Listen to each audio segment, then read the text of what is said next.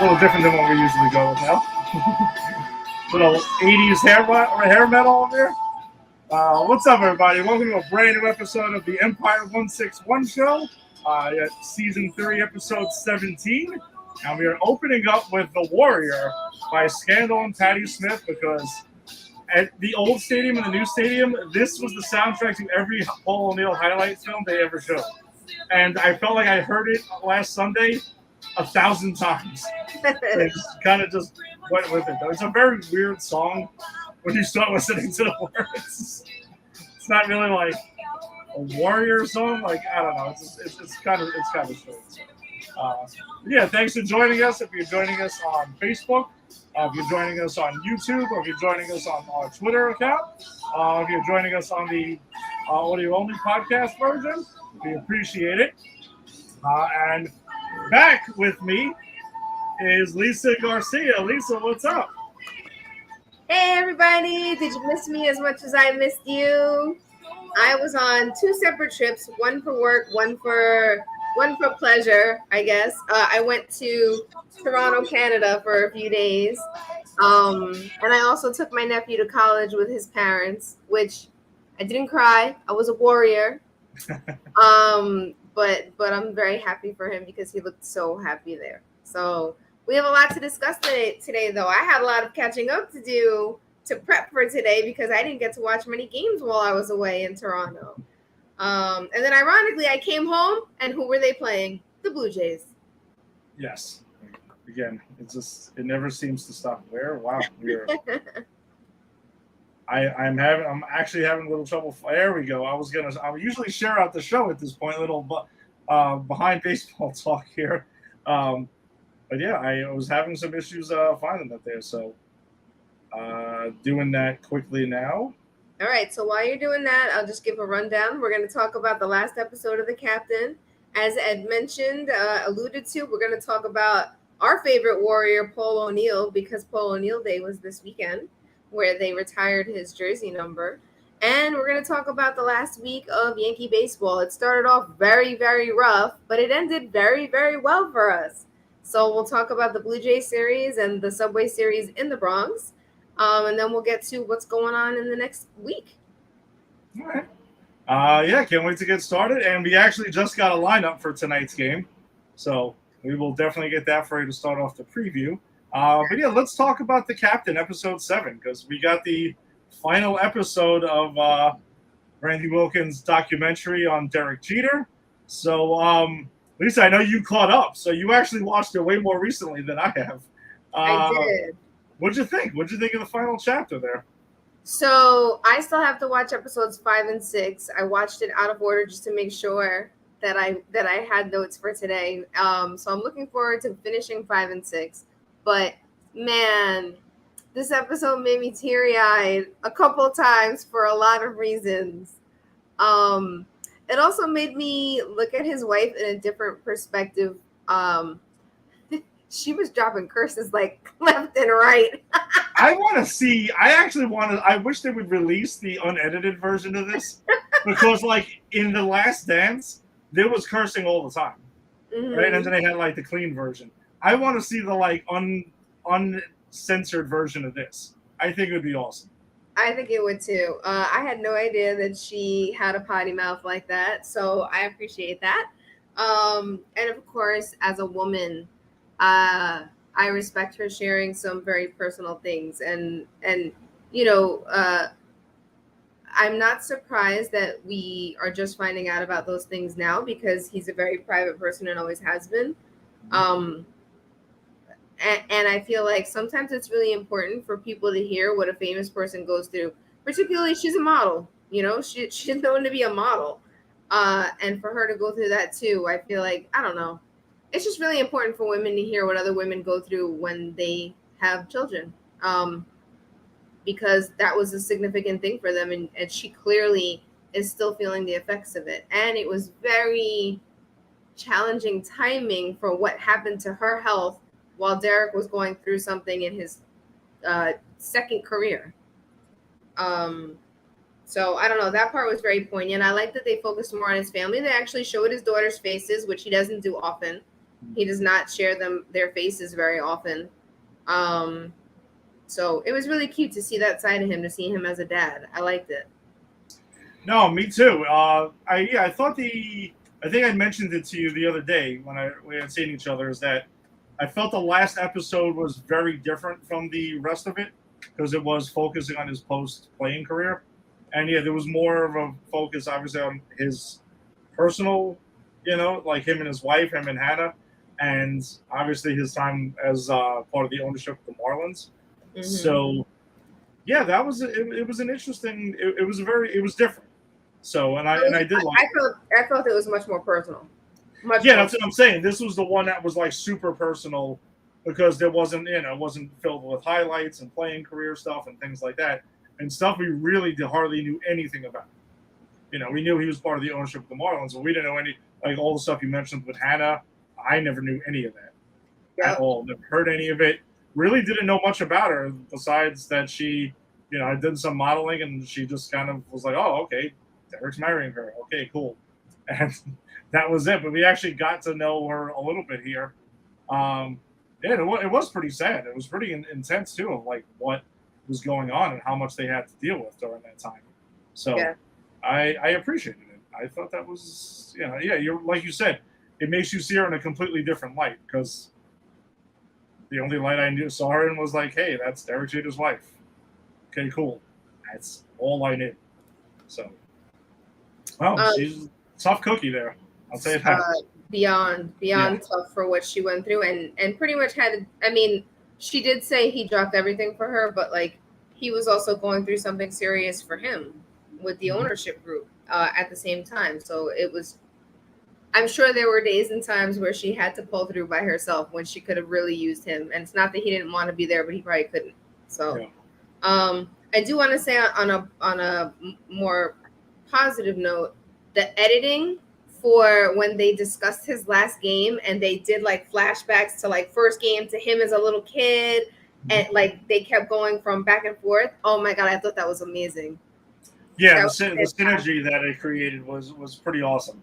Yeah. So, um, yeah, and just a lot of talking about his last night at Yankee Stadium because he did actually play a game in Fenway Park. That's technically his last game. He was a DH for like two at bats, and that was pretty much that. But yes, like his last game, everyone will truly remember him for was this one. Yeah, no, it very much brought me back to that night of being in the ballpark, and I started kind of like going through the things that I remember from that night specifically, from my point of view.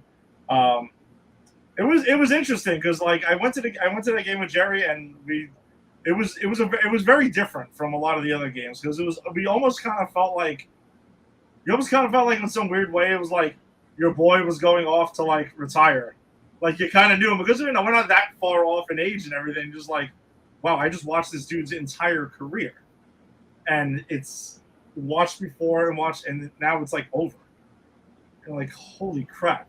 Because like both of our guys are Don Mattingly, but we were like 4 years old when he started, so Yeah. it wasn't exactly the same. So yeah, it was interesting. It really was. Yeah. I really loved. I don't know if I have it written down or not. Michael Jordan said something about him that was really great too. It was something about. I mean, he said the same thing about himself. Like I didn't go on the court my first day thinking I was going to be the person I ended up being, and Derek Jeter didn't No, walk on the field thinking he was going to be the person he ended up being. Like you don't go on the field and say I'm going to be MVP or I'm going to be a World Series. Like you hope that happens. You yeah, hope it happens once, right? And then if Mhm. it happens more than once, it's pretty incredible. And I love it that he was like, my dad just kept saying, keep adding to that resume, keep adding to that resume. Yeah, Um, because I think like if you have that mindset rather than like the Alex Rodriguez mindset, you are going to be extremely successful because you're not putting like, yeah, I have to keep doing better. Like, all right, I did this. Now let me do this. Now let me do this. It's like you're setting step goals rather than just one big ultimate goal and not thinking of all the ones in between that you have to do to get there. So I like that. I also did not realize at the time that he was the first black CEO in baseball. I did not make that connection either. I'm going to be honest. I actually did And not. that blows my mind because that just happened in the 2020s or 2019 or 20 teens. Yeah, 2010. So I'm trying to remember exactly the year he Uh, became. I think it yeah, was 2018, so it's 2017, 2018. that's kind of embarrassing for Major League Baseball. Yeah, it certainly is. You would, because we kind of both would have assumed that that would have happened already. It's way overdue is putting it, nicely, Yeah. if anything. Um, And then two sweet things that his parents said. His mom said, "I just think of my son as my son," and I was like, "Oh, I love his mom." And then his dad said, "Don't forget it's hereditary," which I loved. His dad was the man throughout His this whole dad thing. is He, so he was funny. fantastic Yeah. throughout all 7 episodes. Um, yeah, I mean, like I said, you got the things. It was nice to get to know Hannah, and and just Derek in a completely different light, even from the other six. Just like even in this one, so I appreciate it. And I'm curious to see if he's going to try to get in another ownership group to go after another team, or what happens. Does he become involved with the Yankees at some point, maybe in the front office? I don't know. I mean, most people would think naturally like the Yankees would make sense, but I don't think the Steinbrenners are selling any part of the team anytime soon. So, Yeah. um, I don't see that happening. I see him going and maybe doing something with Joe Torre in the front office of Major League Baseball. yeah, Like I can see that. having a bigger worldview picture of baseball. And he already does. I mean, they talked about the Players Tribune and what he's doing for athletes in general, Mm-hmm. particularly athletes of color. Like, I love the Players Tribune. When that first came out, I was all up on there. um, it resonated. It resonated for me as an athlete of color. Like, I played on a softball team growing up. I was one of the only girls of color on my team. Of course, it was because of the town I was in. But like, yeah, there are things that you hear and that you have to experience that other people on that team never had to think about. Yeah, and the Players Tribune is pretty outstanding. We've shared articles over the years amongst each other, with like Yeah. different stuff we've seen, and not even just Jeter related, just in general. Like, Yeah. CC's been on there a bunch, or various athletes, and it is cool that he gives them they get their own voice to say what they got to say without the filter of the media, because that's what we rely upon a lot is the reporters to do their job and go, but we're still getting through someone else's lens, not directly through the Well, person. you're getting like the hottest quotes that they said, not everything they said, and then Yeah, they're connecting quotes that were not meant to be connected as well. So yeah. yeah. So it is cool to see that, and I'm sure they do brush up the editing a little bit, or Sure. slightly, but the meat and potatoes of it is still there, and it's in Absolutely. so. Yeah, it kind of sucks that it's over. I mean, I I wanted know. it to like keep going, and it's not going to be like a season 2 or anything like that, or something. I mean, I don't know. Maybe they Knows? do. Maybe he'll surprise us and do reality TV. No, he's not gonna. No, I can't imagine I that. know he's No, not. but Too no, I mean, bad. yeah, I would. I could see what you said. That's a pretty good suggestion. If he goes into Major League Baseball, or again, if the role opens up with the Yankees, I mean, the fans would be ecstatic to see him back and stuff Yeah. like that. Because even one of the days we're going to talk about, like you don't really see Derek around the team like too much, anymore. No, So and I think that was intentional because he wanted to focus on the Marlins. He wanted to completely separate himself from the Yankees because he was with the Marlins. yeah, same thing with Don Mattingly. Don Mattingly hasn't been back, Yeah. anytime recently at least. Yeah. So So we'll see what happens. Listen, I just want him to continue to be active on Twitter and Instagram because that is everything. Like, his posts are hilarious. did you catch any of the highlights of him on the K Rod telecast? Not last Sunday, the previous Sunday before. You know I didn't. All right. I thought I missed it inadvertently, because I ended up I had to listen to the first 6 innings on the radio, but I caught highlights and stuff like that. So No, apparently two Sundays ago I was on the trip for work. So so the gist of it is pretty much was they were on set together, and that was the big thing. Like Jeter was going to be there in the beginning of the telecast, sitting next to A-Rod and Michael Kay and stuff. But apparently they got together and had some drinks and shit, and kind of like Jeter was just like, listen, he kind of buried the hatchet. It was just like, whatever, it is what it is. he said he would do that on the last episode. Yeah, so he did it. No, that's what I think. I think this was more like a follow-up, like the post-game show to the captain in a way, where it was just like, yes, let's see where they are now. And that's what it was. And then, of course, A-Rod is going to be super awkward and constantly got his hand on Jeter's shoulder and stuff, and you can tell he was just like, okay, all right, okay. But they were actually kind of funny together, to be honest with you. It was interesting. And it was just interesting to see Jeter continuing to kind of like have the guard down a little bit. He was speaking kind of openly and stuff, so that was cool for those who maybe missed that telecast. But I did want to see it, though. I was very curious to see how that was going to go. Nothing crazy to report, like it was a fist fight or something like that, or anything. It's like, they're going to pull somebody out from backstage. Oh, guess who's here? Quick scenario. Who would win a fight between the two of them? That's interesting because I don't really see either one of them as like people who are in a fight too much. I don't know. I mean, Alex is a lot bigger than him. Alex is bigger, but I could see him being like.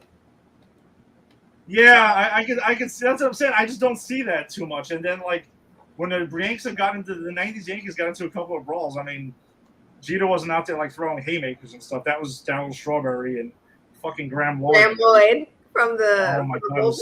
Woo! The big left. That was fantastic. So I don't know. That's a good question, but we'll see. Yeah, you're right. Jeter's got more like fight now. My money's on Derek. Oh, I mean, we could play favorites. We'll play favorites. We'll just go with it. It'll be Derek. I just think Alex is a B word. Yeah. Like in all senses. I think my 6-year-old niece could take him.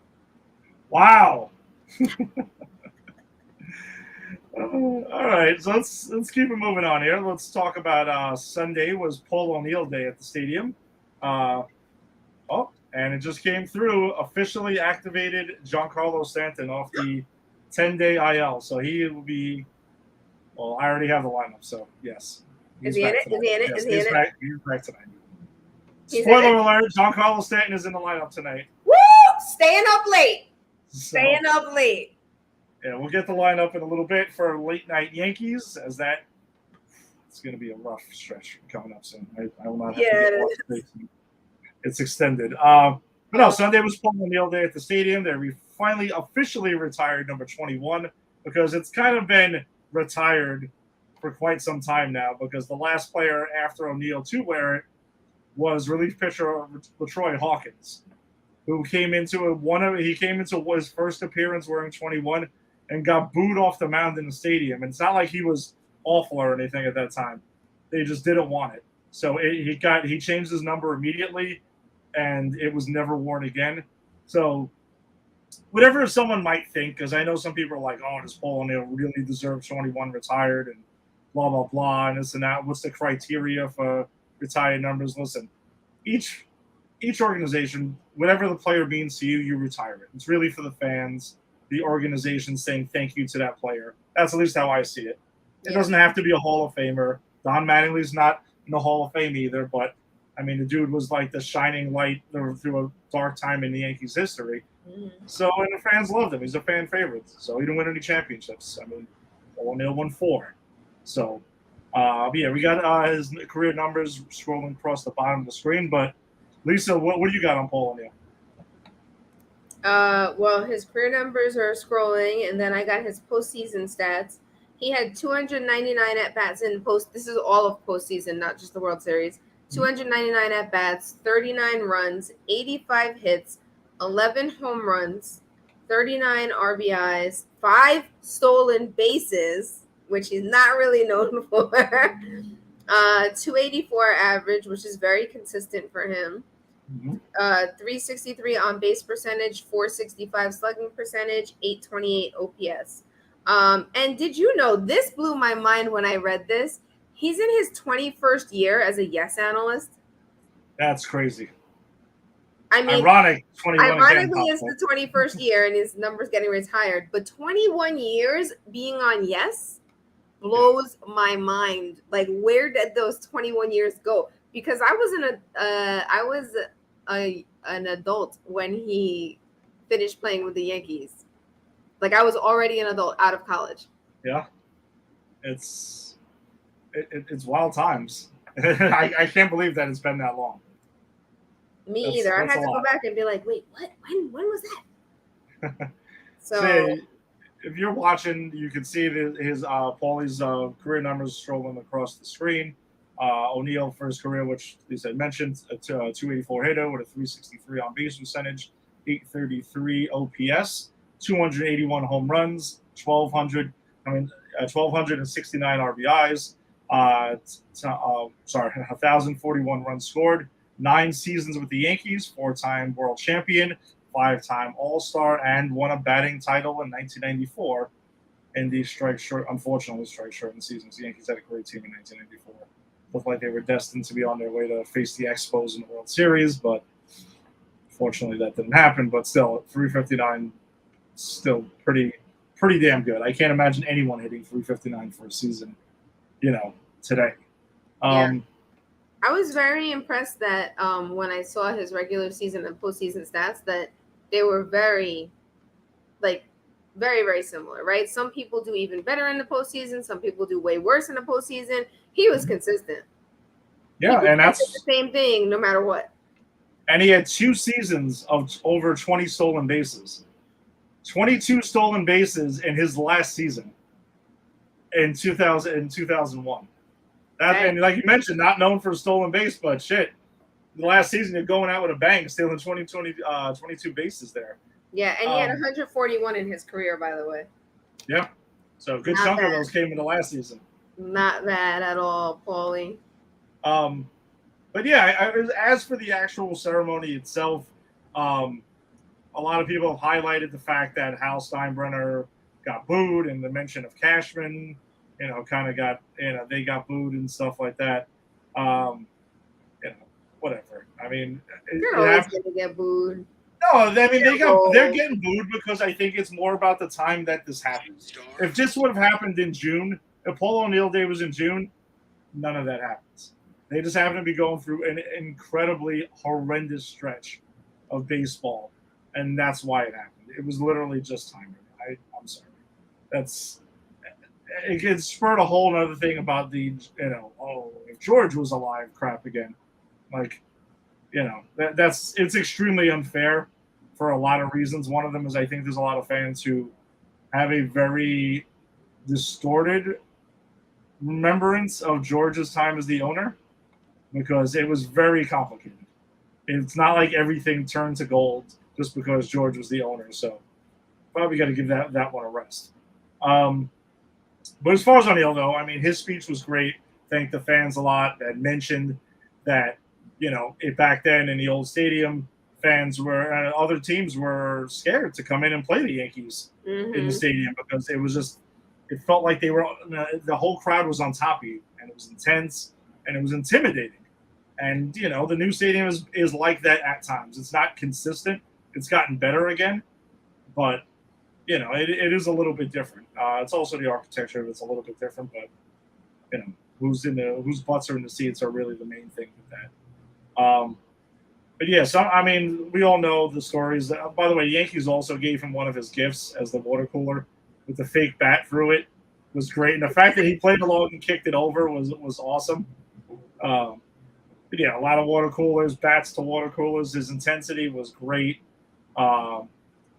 There's also a highlight. I'll see if I can post it on our page. I'm sure Tim's probably posted it on there before, where when he was with the Reds, he went ahead and got pissed off that he didn't make a catch and kicked the ball into the infield.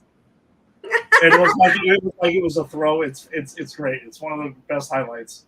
Oh my god, I gotta look for that. It's great. I'll try to find it as soon as we're done, and I'll put it on the page. Um, yeah, Paulie had a rocket of an arm in right field. Uh, Great, excellent defender on top of being, just a really, really good hitter. Not happy every single time he didn't get a hit. He would kind of lose it a little bit, and we all know you're not going to get hit every single time. But like his demand for perfection was always something that I admired from him as a player. And George Steinbrenner calling him the Warrior and giving him that like kind of nickname fits perfect because I mean the guy just he has that big catch in '96 in Game 5 against Atlanta where he was. You find out later he was dealing with a sore hamstring. That the Yankees won 1-0 in that game, and then Andy Pettit had started. That catch gets that ball gets through. Could have been led to a tie game and everything like that. Another time he was banged up in '97, sliding into second base against Cleveland. Hustling out again. There's just a lot of that. A lot of just playing for injuries and just Warriors a perfect way to describe it. I mean, how about playing with his dad? 99, yeah, 1999. That was huge. Yeah, and yeah, Jim Gray he was the one who had the balls to start asking him, and I think he also asked Chad Curtis and stuff about like the effect of Paul O'Neill's father's passing. They were like, dude, get lost, like get out of here with that. Like, what kind of nerve do you have doing that? Yeah, when they clinched the '99 World Series, if you do see that, you ever get to see that highlight, Paul O'Neill starts crying immediately. Yeah, he falls down. He collapses. Yeah. Yeah. And another time, though, that was a highlight of mine for Paul O'Neill is when they win the '96 World Series after Hayes comes over and they pile on the mound. You can't miss it. Paul O'Neill goes and rolls over, and you see him kick. He flips over the pylon. And you get to see it, and he jumps up right away like nothing happened. It's great. It's great. It's always those little details, and you got to take a look at it. It's fantastic. But yeah, I was bummed when he retired, man. I was just like, damn. Like, yeah, he's definitely one of the players that like I loved. And we've spoken about this before. I like the intense players. I like that energy. Like I don't want you to be complacent. When I pop up a lot, I get pissed. And then people are like, if I hit a line drive finally that gets caught, and people are like, good hit. And you're like, that's a good stroke. I'm like, no, it's not. I get really mad in the dugout at myself, not at anybody else, just at me. So I'm kind of like a Paul O'Neill on the team. I'm not kicking water coolers, but I get really upset when I don't do well because I know how I can hit. I know how I can, and it doesn't translate to slow pitch softball. So I would much rather play fast pitch. But like I just like that. I like intense players. I like players that care. I like players that give a crap. Like I love when I see Vlad Guerrero Jr. breaking his bat over his knee. Or even Pete Alonso did it at the game the other day too. Like yeah. I like that intensity. I don't like the don't talk to me before the home run derby intensity. That's ridiculous. But I do like that. I like when you get a little upset at things because sometimes you got to shake it up, and sometimes when even just one player gets complacent, everybody else thinks it's okay to get chill about it too. And it's like, no, you always have to go out there and try to win a game. And I just want to tie it back to Derek too. Like Derek said, every game I wanted to go out there every day and win every game. So I like the intensity that players like Derek Jeter and Paul O'Neill always brought to it. And like demanded that other ball players stepped up. That's why Jorge Posada is my favorite. We talked about my top 5 when I joined this podcast. Mm-hmm. Jorge was my favorite because he was intense too. I feel like he was low-key captain of the team. So, and Paul O'Neill, that's why they're part of a brotherhood that's always known with each other because Paul O'Neill was just as intense as them. Yeah, I think the 3 most intense guys on that '90s dynasty was definitely O'Neill, Posada, and Tino Martinez. Yeah, those were the guys who just seemed like they would punch you in the face. They would get if you got out of line or something like that, like something insane. So, but it's funny though because the way we're talking about O'Neill and then someone who just knows him, younger fans who didn't actually see him play and they just see him and yes. He's like super chill for the most part and calm. He's totally different guy. Stuffing his face with everything he can find and stuff. Like it's a total opposite. So, and I want to know his workout regimen because he looks great still. But I know he eats a lot. Like he's constantly eating on that show. You could like he's always talking about food. He's always talking about his wife is bringing him something downstairs right now. Like always eating, and he looks amazing. I know he's really tall too, so maybe that helps. But no, he's in good shape. Him and Posada and Rivera just talking about the ceremony, they all look like they were in really good shape. Oh no, let's get this right. Jorge Posada looks better now than he did as a player. Think so? I think he's in better shape now than he was as a player. Okay. Maybe it's because Tino and Bernie. Tino and Bernie, not so much. Tino and Bernie, no. Bernie looks like he just sits and plays his guitar all day and forgets to do anything else. Yeah. And by the way, I know he went all salt now. There's no more salt and pepper. That looks cool. I like that look. I think it was a good move for him. Angie was saying the same thing. She's like, "Oh wow, look at this." And suspicious. I mean, I'm sure Jeter had something important was going on. I thought it was a little odd he wasn't there. I expected him to be there, but not so much. And the other thing I wanted to mention is, Yanks kind of dropped the ball at the stadium. By the way, on the apparel, there was one Paul O'Neill shirt from. Oh yeah, you were hoping there would be something. No, not at all. No, I thought it was going to be like a name and number shirt with a patch on the side.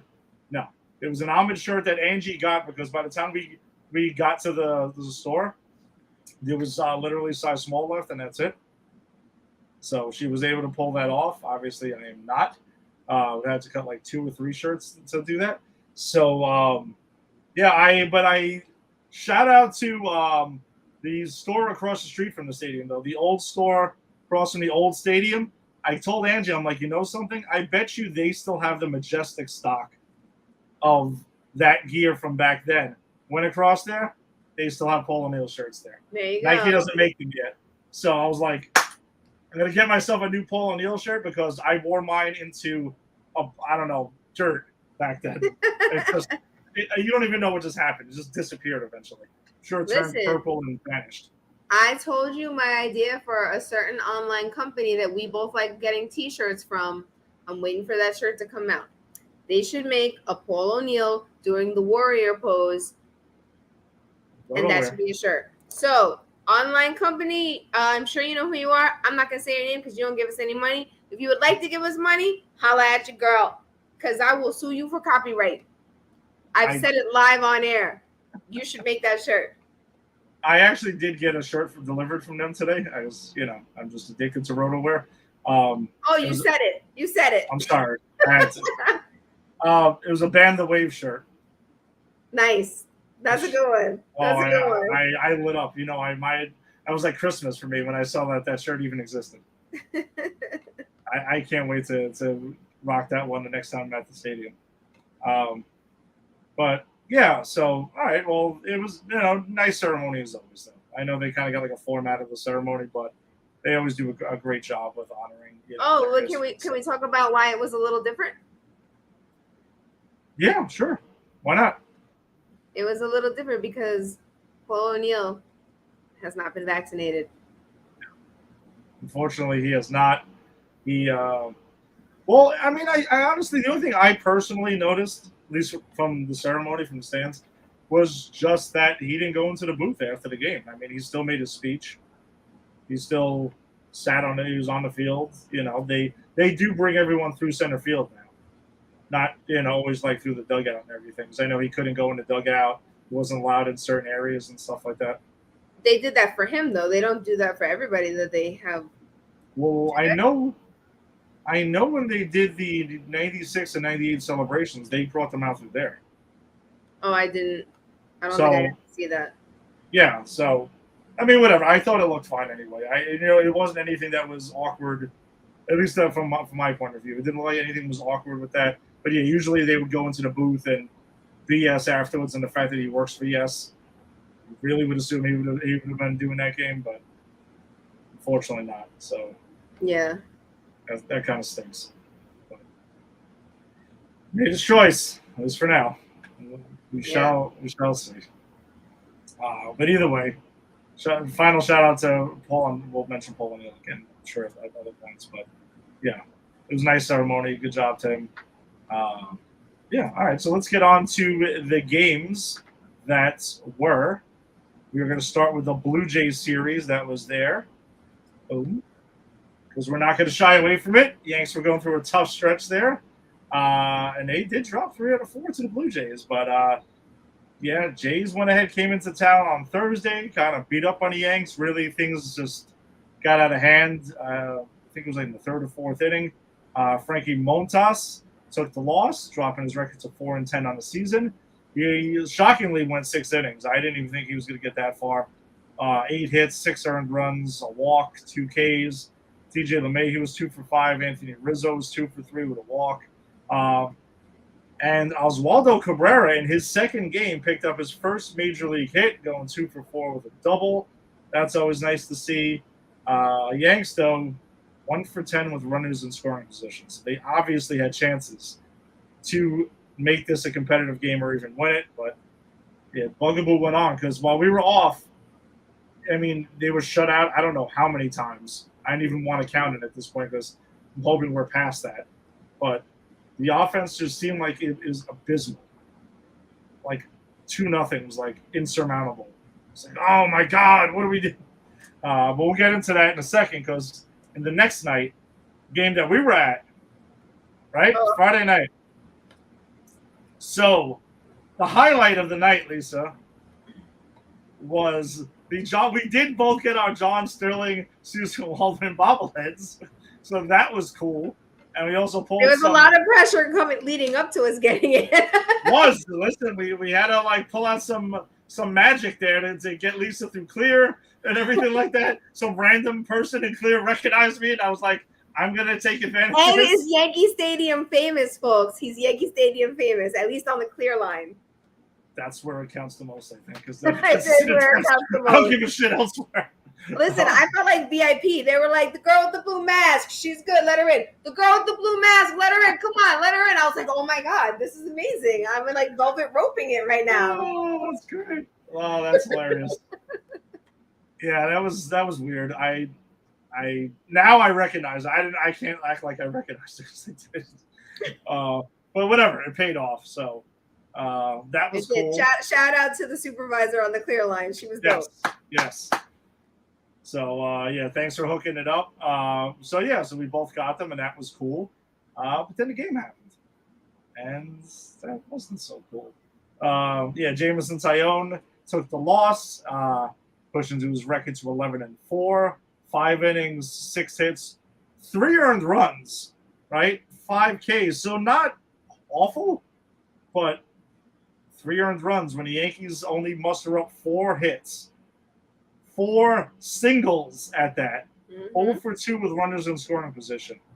It was, Lisa, did it not feel like they were getting blown out, like from the first inning on? Listen, that 9th inning was like, it felt like 6 innings to me. Just the 9th inning alone felt like 6 innings. I was like, is this game ever going to be over?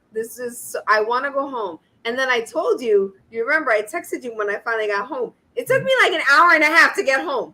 That's bananas. Driving. That's bananas. It's not supposed to do that. No. I got to think that that could have been around the same amount of time it would have took you to take the train. If the train was running directly, yes. Providing, let's just assume that the train was running like close to schedule, right? Like about an hour and a half. Train, and even though you always want the D or the B train to win the train race, those trains are not the first trains. Listen, I'll say it. Listen, the great subway race. If I drive to the game, I pick the B because I never take the B to the stadium ever, and it shouldn't win because it's the only local train out of the 3. It is. It should never win. So by de facto, car, go with the B. Otherwise, it's the 4 or D, which I work by Union Square, so it would be the 4 when I take the train. So that's usually my secret there. Just like Hat Game is always 2, and I never watch Hat Game until the results. So you get lucky sometimes. Yeah, it was just an abysmal offensive performance, and they were still stuck in this malaise, and unfortunately didn't end the next day because the Yanks went ahead and dropped another one, 3rd straight to the Blue Jays. by a final of 5-2. Garrett Cole took his 6th loss of the season. Another 1-inning blow-up with him. I mean, 6 innings pitched, 5 hits, 4 earned runs, 2 walks, 5 Ks. Jose Trevino, though, 2 for 4 with a run scored. Leonard Torres, his 18th home run of the season. Yanks 1 for 8 with runners in scoring position once again. So, regarding Garrett Cole, though, I mean, if you're going to be the ace, you can't let these things happen. When the team is sliding, you got to just hold it down. And it just seems like he has these 1-inning blow-ups. And it's got to stop. I mean, if you're supposed to be the guy, you're the stopper. We used to talk about Andy Pettitte like that, being the stopper. Like, if you were on a streak, you knew, boom, Pettitte's going tonight. We're good. We got this. CeCe, of more recent history, same thing. He's going to stop that shit. Tanaka, when we add him, same thing. So Cole's got to get his act together with that, man, because in the playoffs, ain't going to fly. It's like, oh, he only had 1 bad inning. Game could be over then. Yep. So, that takes us to Paul O'Neill Day, though, when things got turned around a bit. And there's also a very weird thing we're about to get into because the Yanks won by a final of 4-2. Spoiler alert, it's a common theme coming up. Very weird. Very weird. So weird. More on him in a second, but Nasty Nestor Cortez took his got a no decision in this game. 6 innings pitched, 3 hits, an earned run, a walk, and 5 strikeouts. Lou Trevino, though. Trevino picked up the win, his 2nd win of the season, going 2 innings and a third with a walk and a strikeout. Very gutsy performance, though, by Trevino, who's not used to going that many innings. And he looked great. He looked awesome in a stretch now where the Yankees don't have Clay Holmes because he's on the IL. Unfortunately, Nestor Cortez joined him on the IL with a sore or strained groin, they're calling it. Some are suspecting that this is a BS injury, that it's pretty much a way to kind of like skip him for 2 starts to keep his innings under control, which I kind of hope is the case. He's not actually hurt because groins can be tricky to come back from. So, no, but Lou Trevino was pretty impressive because the Yanks don't really have a bona fide closer at the moment because Chapman was given a chance and can't throw strikes apparently. So it's kind of up in the air. And also Scott Efros went on the IL the other day. So it's kind of like closer by committee, as Boone said, and they're kind of just figuring it out. So on this date, it was Lou Trevino, who was fantastic. Another guy getting going now is Andrew Benintendi. He was huge in this game. Yeah, huge in this game. Excuse me, not first home run. Yeah, 2 for 3. What is 20? Sorry, that was definitely not his 21st home run of the season. So that was 4th. So his 4th home run of the season. So typo there. With a double, 2 RBIs, and a 2 runs scored, a walk, and DJ LeMahieu was 2 for 4 with an RBI.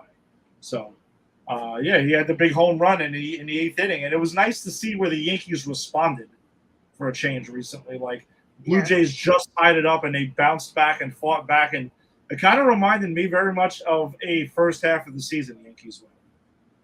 Getting the clutch hit, fighting right back, with no problems. And it was nice to see. It was like, holy wow. Leave the stadium with a win? This is nice. Instead of just cursing on the way home and after Friday night was like the pits. That was such a terrible game. Oh my god. So we had got that.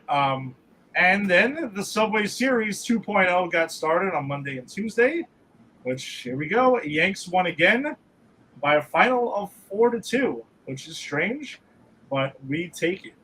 Domingo Germán picked up his 2nd win of the season, pushing his record to 2-2. 6 1/3 innings pitched, 4 hits, earned run, no walks, 3 Ks. Johnny Lozano came in to pick up his first save of the season, going an inning and a third with a strikeout.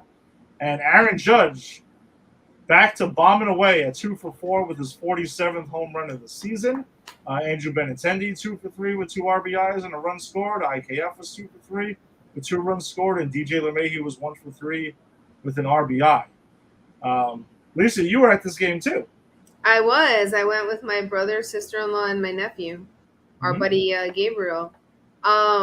We had a great time. There were a lot of "Let's go Yankees, let's go Mets," like loud. You couldn't, if you had your eyes closed and you didn't know what stadium you were in, you wouldn't have known because it was that loud. Yeah. Yeah, we had a great time. Not so much my sister-in-law. We were making fun of her. She was outnumbered by 3 Yankee fans. But yeah, it was good energy at the game. We had really cool seats. We were in I I was on the home run side of the right field foul pole, and they were at the foul pole and foul. So it was a pretty cool point of view. We got to see very clearly the entire game. Um, I did want to point out, because we are fair, we don't just talk about the Yankees. Max Scherzer passed Pedro Martinez with a career strikeout number 3155, which was 13th on the all-time list during the bottom of the first inning. I think it was when he struck out Aaron Judge. But Okay. and then Aaron Judge snapped a 9-game homerless drought with number 47, and by doing that, he's on pace to beat the club record. So that's still a very exciting thing to keep watch for. But yeah, the game was great. We had a good time. Oh, I got one major beef, and I put it on my survey, Yankees. So not only did you close Mighty Quinn's, which I'm still very upset about, but they took away your nachos. Mighty Quinn's still open. You took away the Mighty Quinn nacho stand. Sorry, you're right, because you still have Mighty Quinn's, but you don't serve my nachos anymore. However, we found a good substitute when we were at the game on Friday. Yes, you did. That guacamole is on fire. So that guacamole is legit. That guac was real good. However, I went to get my nephew a Grand Slam shake during the 6th inning. We were online for like 10-15 minutes, barely moving because the line was long. And they shut that mofo down in the 7th inning. And we were still online. And there were like 5, 6, 7 people in front of us. Wow. And about 6 or 7 people behind us too. And they shut the stand down. So we went to the stand next to it. And unbeknownst to me, when I bought it for him, I got him an Oatly soft serve chocolate. Thank God the kid just wanted ice cream. He didn't care. But he made a comment. He was like, "This don't taste like ice cream, Titi."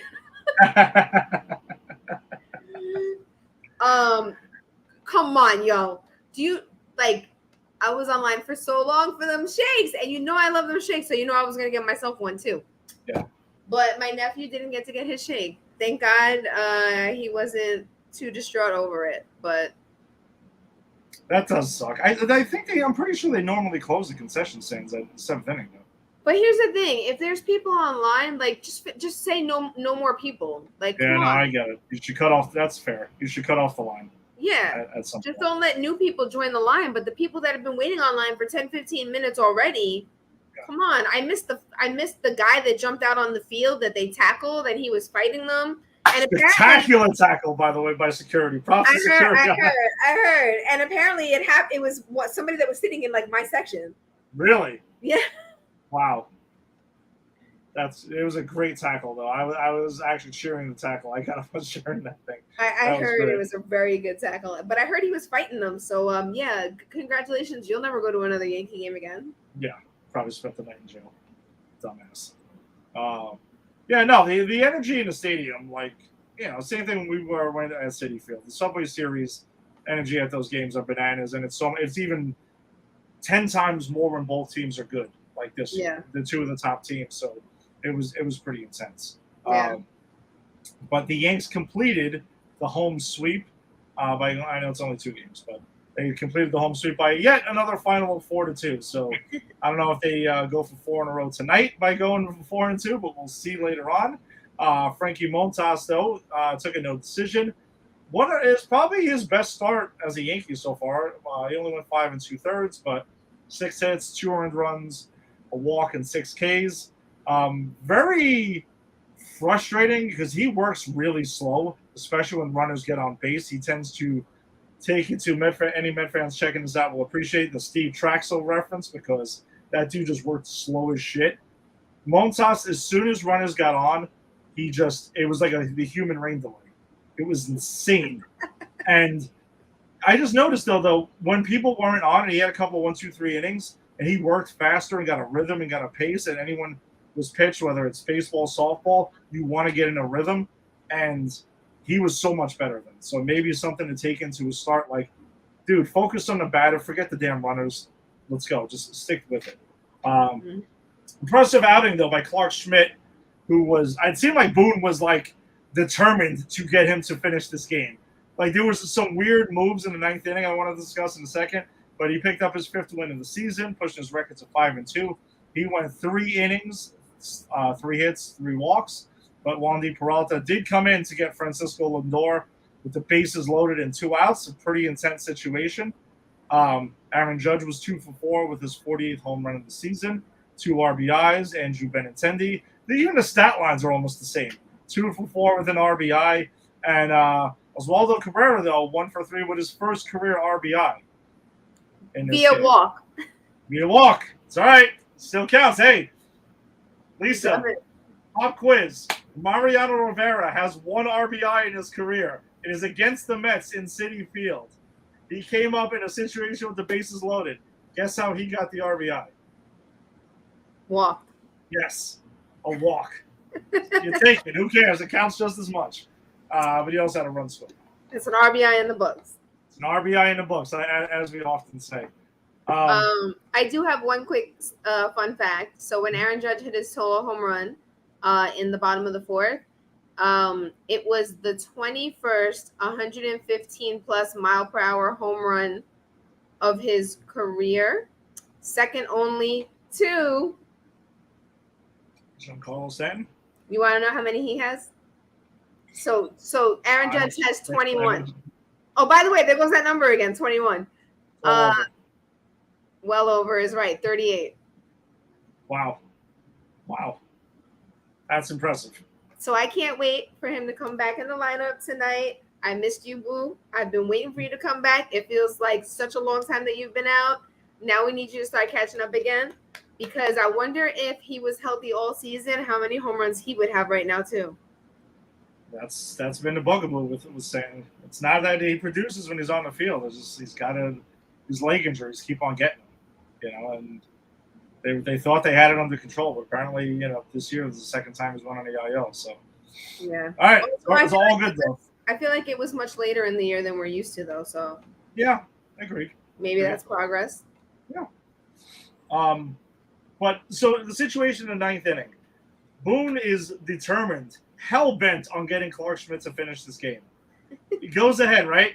Brandon Nimmo's coming up. And who was it before him? I don't know. There was back-to-back lefties that were there. He has Peralta warming up by the time this comes around. Why didn't you just go to Peralta? Why else was he warming up then, if not to pitch to the back-to-back lefties? And granted, let's just say Buck Showalter goes to a righty off the bench. Fine. But that's why they're there. That's why Peralta is warming up. I just thought it was very strange. And the knock against Boone is that he's Mr. Analytics and by the book. That book got lost or thrown out or burned or something, or maybe someone was sitting on it, because that thing was nowhere to be found. And I got to give him some partial credit for not sticking to the book, but he also was playing with fire. Tommy texted me. He used to describe Boone as playing with matches in a gas station in that situation, which is a perfect way to describe it, because if that shit would have went to shit, boy, he never would have heard the end of that. But Peralta came in and got Lindor to fly out to end the game. Another thing I wanted to mention, though, before we go on to our awards of the week, was the calling up of Oswaldo Cabrera has been awesome. He has injected this team with energy. I love his intent. Like you mentioned, his intensity and stuff. He's playing right field. He's playing second. He's playing short. He's playing third. He's everywhere. He's like Bugs Bunny. He's all over the place in the field. And he's always making a spectacular play. We forgot to mention this at the game in the first inning when he robbed that guy of a home run and we didn't know he caught it yet. We thought he was pissed that it went over. He came down and we were like, oh, look at how mad he is that the guy got a home run. And the next thing you know, he flips the ball in mad casual after being like, ah! I loved it. God, that was my favorite part my second favorite part, because the bobblehead was my favorite. Yeah. And to be fair, he also had the goof up in Monday night's game against the Mets where it looked like it reminded me of shades of Luis Castillo. Marwin Gonzalez and him are coming off. Yes. He has to back off. Yes. We both know this. The outfielder has priority. They're coming. Okay, yes, but that was nowhere near as bad as what Gleyber Torres did. Oh, you want to know something, Lisa? Thank you very much, because we're talking about that game right now, and I'm glad, because I think it was forced forgetfulness that I was trying to block this out of my mind. I lost it when that happened. Gleyber Torres, again, why are you not going home or running at Pete Alonso to go ahead and try to get him in the rundown? What is with the diving at Jeff McNeil shit? That was the better option. Listen, I'm going to be telling the truth. I really liked Gleyber Torres at one point. In the last couple of years, patience is running really thin. His head is up his ass pretty often.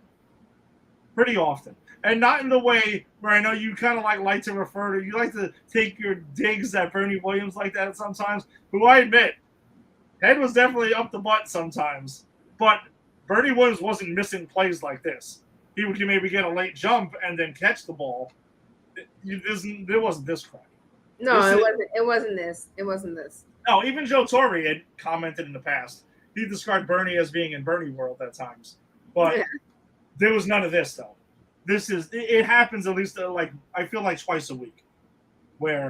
And even at the plate, he's trying to just pull every ball for a home run instead of going to right center as a good hitter. He has the talent.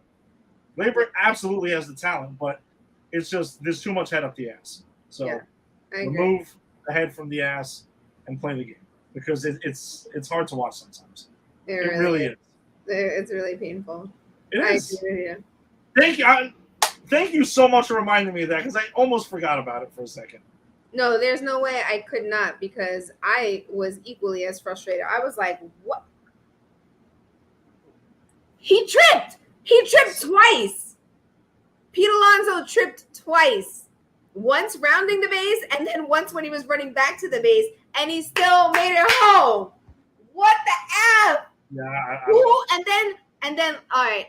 I also have another beef with this game. I forgot. Why did I have to watch it on SNY? Oh, here it is.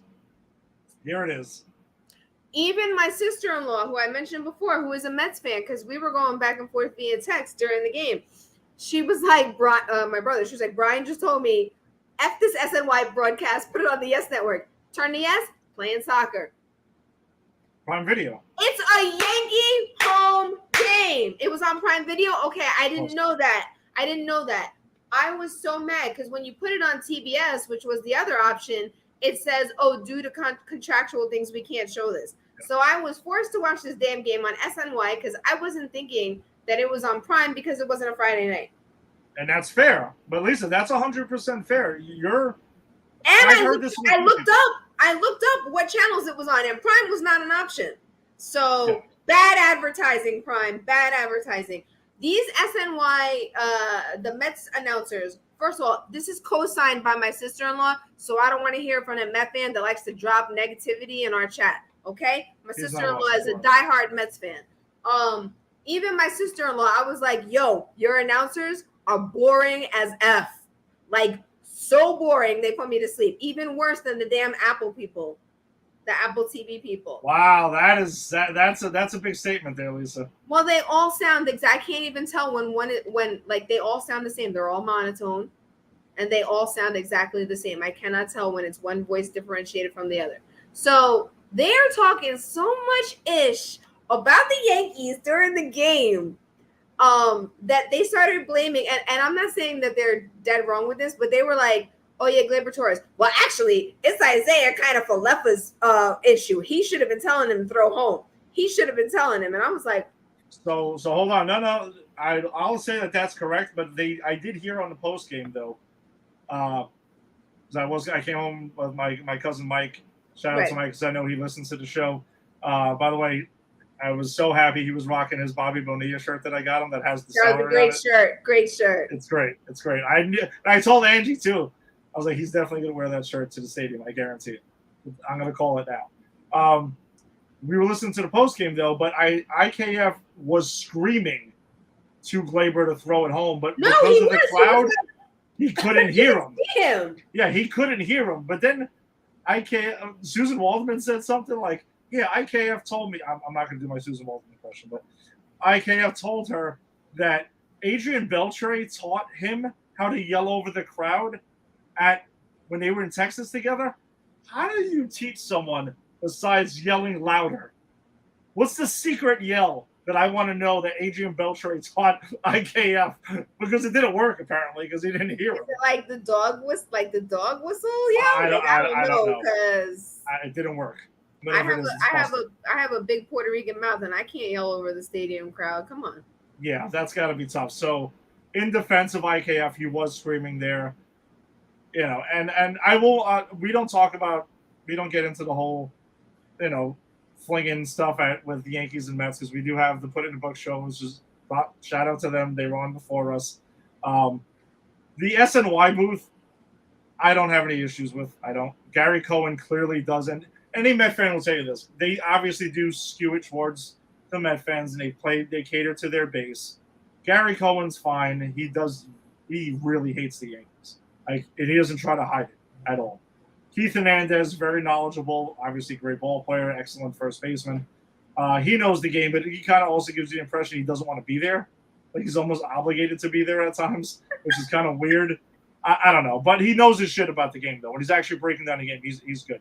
Ron Darling is excellent. Ron Darling is probably the best of the three. By far. All I know is put it in the books, fellas. We're family. We're all in the same. It's like right here. We can be yes, they can be S and Y. This is no shade. I'm not a Mets hater. I actually like going to Mets games. I like City. I think Citi Field is a prettier field. Prettier. It's a nicer. Yes, it's a nicer field. It's more fan friendly. It's a lot more fun to be in. You can find things to do when the game is boring you to death, which happened to us at the Yankee game the other day. But I've said this before on this podcast. When I have to watch a Yankee game on any other network, I lose my mind because the announcers, regardless of the team, always seem to throw mad shade on the Yankees. And I do not think that the Yankees announcers are that biased. They talk about players evenly on the Yankees broadcast, I feel. Sure, they're going to focus a little bit more on the Yankees, but they will talk about the players on the other teams in mostly positive light. Actually, I think in all positive light. Michael Kay doesn't really talk smack about players. So, and they have more personality. Come on, every freaking Yankee broadcast, they're laughing about something. Like, they're throwing jokes out there. So, I don't know. That game, watching that game and hearing them talk all that junk about the Yankees, I was so mad, especially because the Yankees were winning the damn game. Catering to the base. Okay, but no, I don't mean that as Michael Kay doesn't do that. In this recent streak where we lost a bunch of games, he wasn't throwing the other teams under the bus. He was talking about our own team having to do better. And that's fair. I'm not saying that as a compliment to them though, about catering to the base. I'm just stating what they do. Oh, you're talking junk about Mets fans. To an extent, but not all. Not all, but some. Not all. We have some very dear friends and family members that we love. No, Mike is fair, honestly, and I'm not just saying it because he's my cousin. We went to the game today. Mike's pretty down the line, honestly. He does. He rips his. Listen, I don't rip his teams. I don't rip the Mets or the Jets or. I mean, he knows I hate the Islanders, which I did Pot Ben Sucks in front of him repeatedly, and I gave him a nudge. I'm like, this is coming, so just deal with it. And but he rips them more than I ever could, so that's why growing up I was just like, why? I got nothing to say. I mean, let him say it himself. It's fine. But yeah, I mean, listen, the whole thing with Prime Video, I thought it was I didn't see a lot of advertisements for that, and apparently, by the way, it's the highest rated game in SNY history. I bet it was because everybody had to watch it there because they didn't know it was on Prime. Yeah, they got to do a better job of that, and national telecasts will be blacked out when it's aired, by locally. So, all right, well. They got to keep it going, though. You got to keep this momentum rolling. If the overall season split with the Mets, both teams defended their home turf, so it's fine. All right, so let's get to our hitter of the week, our top of the heap, and I'm going to start off. I'm going to go with Andrew Benintendi, as my hitter of the week. Over his last 7 games, he is hitting .308 with a .400 on base percentage, a 1 home run, 5 RBIs, 3 walks, and 3 runs scored, and some huge hits. Some pretty clutch hits that came around to see. It's good to see him getting going. I love him in the leadoff spot. He needs to stay there. He's there again tonight. So that's it's good to see that he's finding a home instead of bouncing him around all around the lineup. So, Lisa, who do you got this week? Same person you got. Judge was the runner-up as always. When Judge doesn't win, he's always the runner-up. As always. So, yeah, no, it's great to see Benny Blanco from the Bronx there. Just getting it going, man. It's really, really nice to see. Yeah. All right, and we got our King of the Hill pitcher of the week. Lisa, who's your King of the Hill pitcher of the week? So I had a couple people I was considering, but I had to go with, and probably because I was at the game he pitched and he was really good, and I thought he was much better than I thought he'd be against Max Scherzer. I gave it to Domingo Germán.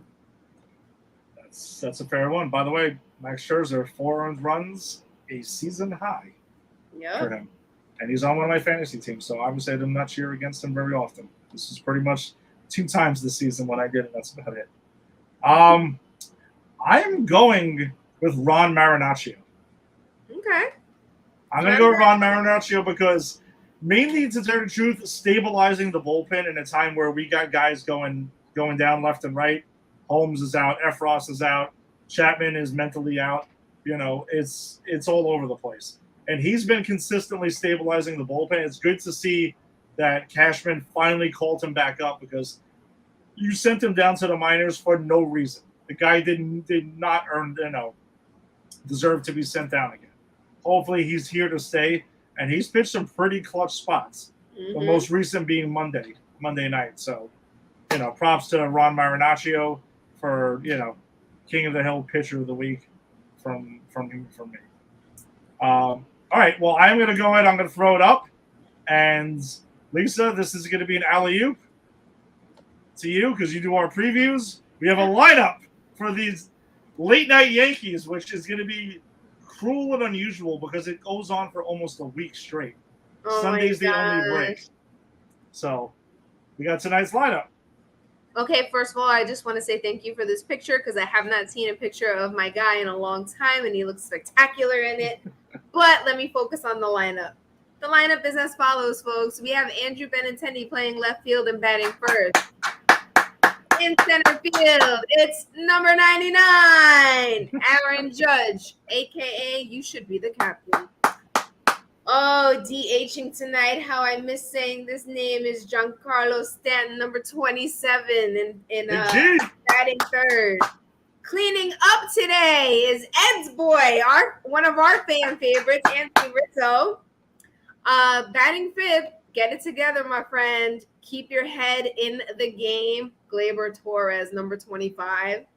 I see the clap stopped for that one. I was taking my head out of my ass. I'm sorry. Batting sixth, we have our very intense third baseman, Josh Donaldson, number 20. By the way, he gets the clap because we just missed it by 1 game. The walk-off grand slam, the third in Yankees history. That was awesome. That was absolutely awesome and stunning at the same time. It was great. It was great to see the Muppets, by the way, with their jaws dropped, just staring at right field for like 20 minutes after that game. Go ahead. I'm sorry. Batting seventh, we have our new favorite player, Oswaldo Cabrera, right field, number 95. And one of my personal favorites, our catcher tonight, Jose Trevino. Not to be mistaken with Lou Trevino. Yes. This is Jose Trevino. There's the enya. There's the tilde. Mm-hmm. Our catcher, number 39. And rounding out number 9, shortstop, the ninth hitter, our shortstop, Isaiah Kiner-Falefa, number 12. And on the mound for us tonight, and I'm going to go into our pitching probables, we have our boy, Jameson Taillon, who's a right-hand pitcher, 11-4 record, 4.0 ERA, and 113 strikeouts. He will be battling against James Kaprielian, also a right-hand pitcher, 3-7 record, 4.29 ERA, and 71 strikeouts. That is for tonight's game. Friday night's game, we have on the athletic side, J.P. Sears, a left-hand pitcher, 5-0 record, 1.93 ERA, and 23 Ks for the year versus our ace, Garrett Cole, right-hand pitcher, 9-6 record. Yeah, I'm talking smack. 3.41 ERA and 189 strikeouts on the season. Maybe that'll light a fire under him, or the teams that back him up. Two former Yankees. Say it again. Two former Yankees, and James Caprillion and J.P. Sears. J.P. Sears, yeah. Saturday the 27th, we have Adam Oler, right-hand pitcher, 2-6 record, 6.41 ERA, and 37 strikeouts on the year, versus Domingo Germán, right-hand pitcher, 2-2 record, 3.89 ERA, and 26 strikeouts on the year. Sunday the 28th, Zach Logue. Is that how you say his last name? We're going to go with it because I'm not 100% sure. We're going with Logue. Sorry, Zach. Left-hand pitcher, 3-8 record, 6.04 ERA, and 38 strikeouts on the year, versus the very formidable, and I just looked it up during the beginning of our broadcast, TBD. This is because, as you mentioned, our boy, my favorite, Nasty Nestor, is on the injured list. So I'm going to say it will be right-handed pitcher Clark Schmidt will be taking Cortez's spot. This has not been announced yet. Not announced yet. Yeah. Okay. No, I mean, well, let's see. Hold on. So they would have had Wednesday, Thursday, Friday, Saturday. All right. So yeah, Montas is going to he'll probably get that start, but Clark Schmidt will take Cortez's spot in the rotation. That's pretty much what I would go with. They were stretching him out in the minors before he got called up, even though he came out of the bullpen the other day. It's for a reason. And that's why there's suspicion out there that this is a fake IL for Nestor just to keep his innings under control. It's like, wait, you were stretching out Clark Schmidt at the same time, and then suddenly he goes down and gets hurt. It's a little convenient timing. I'm not a conspiracy guy at all, but it does seem like it kind of lines up. And oh well, you got to keep his innings under control at some point. So I'm not mad at it. But at least the game is on tonight. Late night Yankees. The Yankees after dark. So whatever you want to go. How many innings? All right, over under. Lisa is going to be able to stay up for 3 innings. Over under. I'm gonna. What time did you get up today? I got up today at 6:45. Under. You say under? Okay, so I'm going under now. Do you normally wake up at that time? Well, here's a couple of reasons why I'm going over. One, I'm feeling very wired right now. Oh, all right. Well, prior to our podcast, I was very sleepy and dozing off, but now I feel very wired. Okay. And 2, I'm back at my office, which is in walking distance from home. It's a 15-minute walk, and I haven't been there since March, and I'm very excited. So I think I can go maybe 5. It depends on how long the innings are. Okay, so fast-paced game. Obviously, will give you a better I think I go 5 or 6 innings. And number 3, my guy is playing. Okay, so, all right. So I want to at least see him twice. Can I change my prediction then? No, you went under. Right, I'm already under. So. You might be right, though. You might be right. 6:15. That's a hike. I mean, hey, listen. Good things are though 9:40 start instead of 10:10 or 10:05. That's a plus. Okay, we got to look at the silver linings here. So, no, listen, those 10-10, 10-15 starts they're brutal. They're brutal. And it was the game against the Mariners that went into extra innings when the Yankees forgot how to run the bases. That game didn't end until almost 2:30 in the morning. Yeah. I can't do that. I can't even do that on a weekend game. We're going to be in the Poconos. We're leaving for the Poconos in the morning. So I don't have to get up early. Or actually, I probably will, but it's different when you're not going to work. You're just kind of like, suddenly I can do it. Yeah. So it'll be interesting watching some other late night Yankees because I will be watching in the Poconos, and I'm pretty sure I will be pretty intoxicated by the time those games come on. Yeah, so I think you will. I might be yelling a bit more than normal. So we'll see what kind of posts come out of this because I'm sure there will be some. I look forward to it. Yeah. All right. So listen, nice job. We got you wired up and going.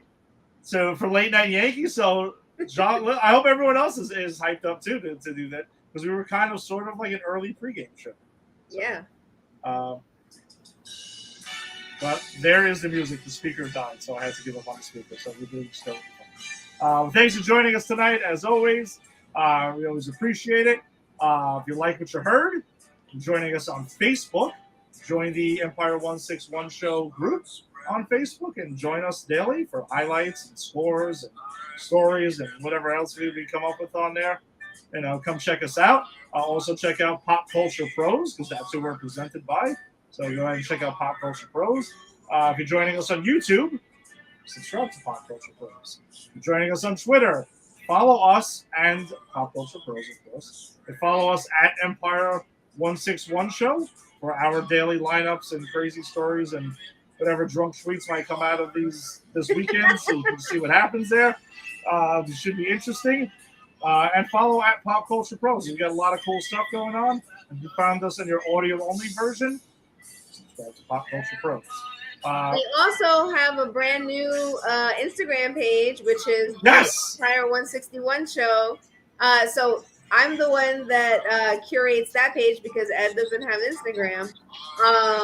So join us there. I post fun videos and things there too. So I would love some more followers on there for us. Right, so yeah, we're everywhere. Wherever you can go, everywhere. Even Pop Culture Pros is on TikTok. I know nothing of TikTok. Wow. Yeah. Nope. It's fine. We drew the line there. Okay, that was fair enough. Yeah. Thanks for joining us. We always appreciate the support. Check out all the fun stuff on Pop Culture Pros. I am going to go ahead and plug Granny's Peach Tea because I am on Granny's Peach Tea.